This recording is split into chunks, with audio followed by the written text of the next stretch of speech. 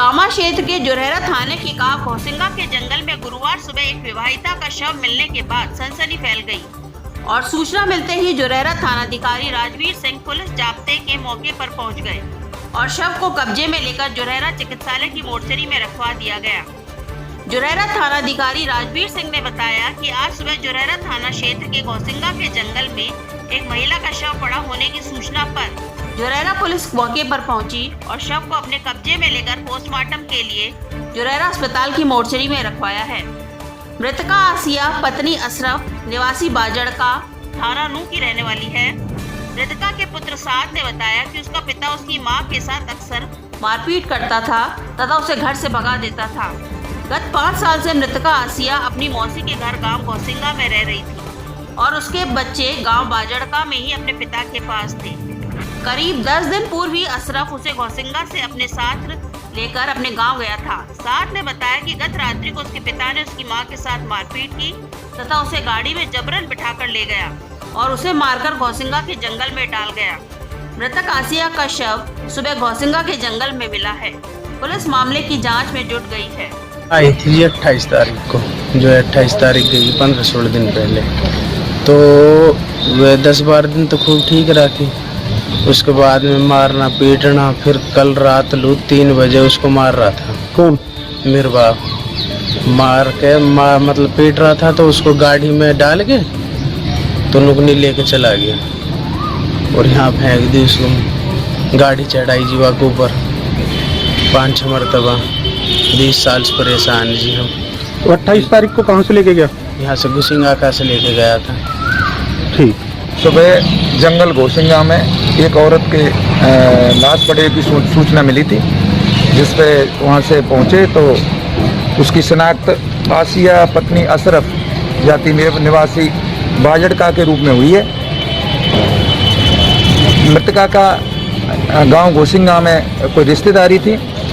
इस संबंध में अभी कोई तहरीर प्राप्त नहीं हुई है। जैसी भी कोई कार्रवाई होगी, तहरीर प्राप्त होगी, कार्रवाई की जाएगी। मृतका के लाश को पोस्टमार्टम तो रखा गया है। मेडिकल बोर्ड से पोस्टमार्टम कराया जा रहा है।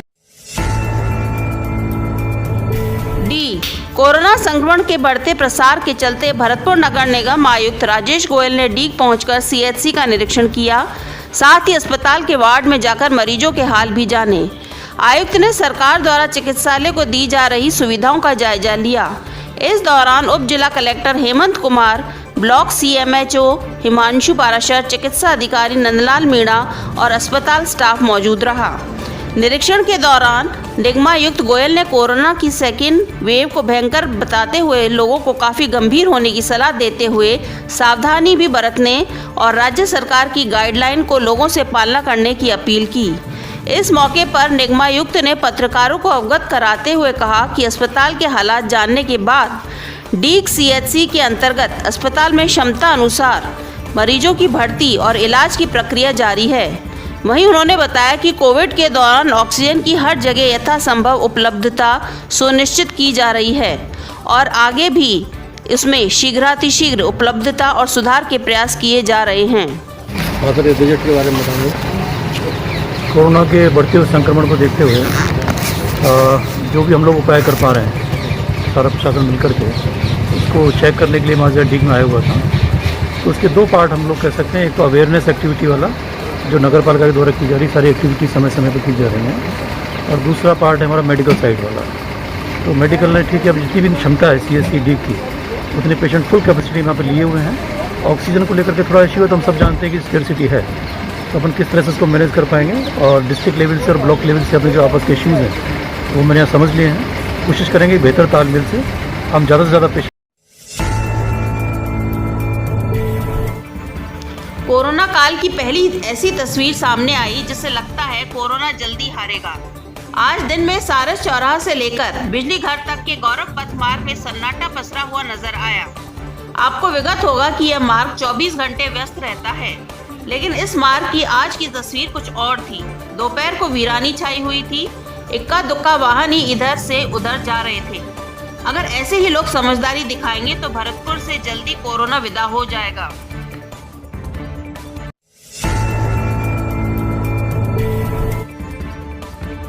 जिले में आज शाम को मौसम ने एक बार फिर अपना रुख बदला।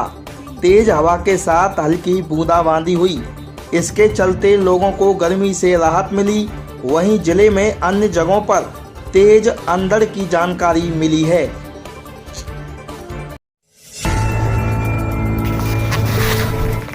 डीग मथुरा मार्ग पर गांव बहेज के निकट के मथुरा की ओर से आ रही एक मारुति वैगनार और मथुरा की ओर जा रही बोलेरो गाड़ी के क्रॉस करने के दौरान मारुति वैगनार गाड़ी असंतुलित होकर खंबे से टकराकर एक सड़क किनारे से 10 फीट गहरे गड्ढे में जा गिरी।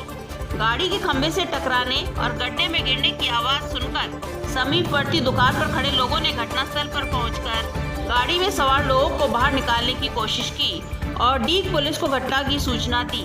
घटना की जानकारी मिलते ही डीग पुलिस ने घटनास्थल पर पहुंचकर लोगों की सहायता से गाड़ी में सवार घायल व्यक्तियों को बाहर निकालकर इलाज के लिए गोवर्धन के चिकित्सालय में भर्ती कराया और घायल व्यक्तियों के परिजनों को सूचना दी।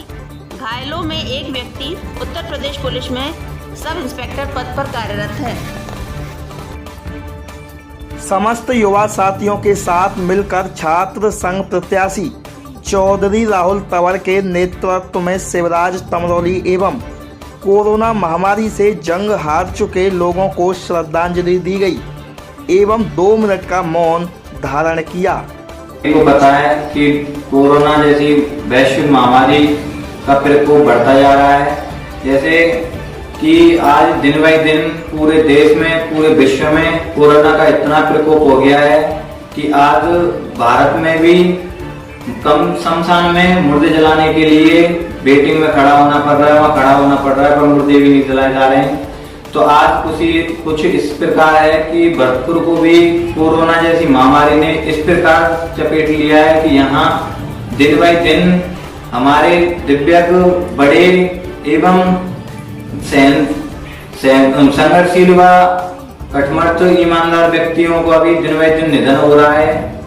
मैं इस वैश्विक महामारी के लिए आज कोरोना महामारी ने हमारे दिव्यांग बड़े भाई शिवराज सिंह तमरौली जी को भी अपने चपेट में ले लिया और वो आज उनका निधन हो गया।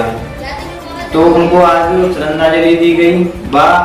जो भी कोरोना महामारी वैश्विक महामारी से मृतक व्यक्तियों के लिए सभी को श्रद्धांजलि, सभी को उनकी आत्मा की शांति के लिए श्रद्धांजलि दी गई। हर साल की भांति इस साल भी हम जैसे कि पक्षियों को कूड़े एवं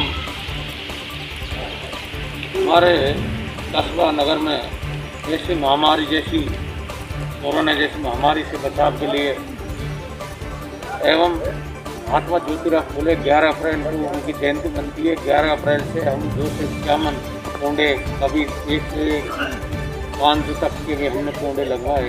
ऐसे पक्षियों के लिए परंडे लगवाए हैं और परंडे लगवाने के बाद में भी हम आगे को पेड़ जैसे पर्यावरण के लिए आगे आने वाले समय में सभी माता बहन बुजुर्गों से निवेदन है कि एक पेड़ अवश्य लगवाएं। बहुत से भी जन्मदिन या कोई शादी की सालगिरह मनाते हैं तो एक पेड़ जरूर लगवाएं। इसके उपलक्ष्य में याद रहेगी एक आपकी, और सैकड़ों पक्षी और इंसान बैठते हैं पेड़ के नीचे।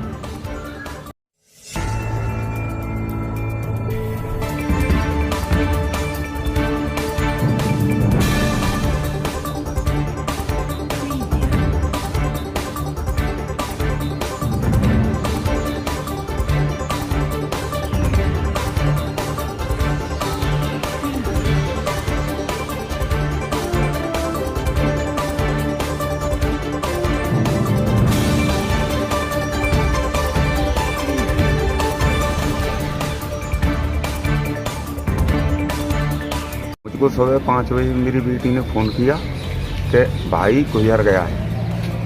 तो मैंने आकर वहाँ देखा तो इसके टाँट में चोट है और गर्दन पे है। कहाँ के रहने वाले हो आप? दिल्ली दरवाजा डी।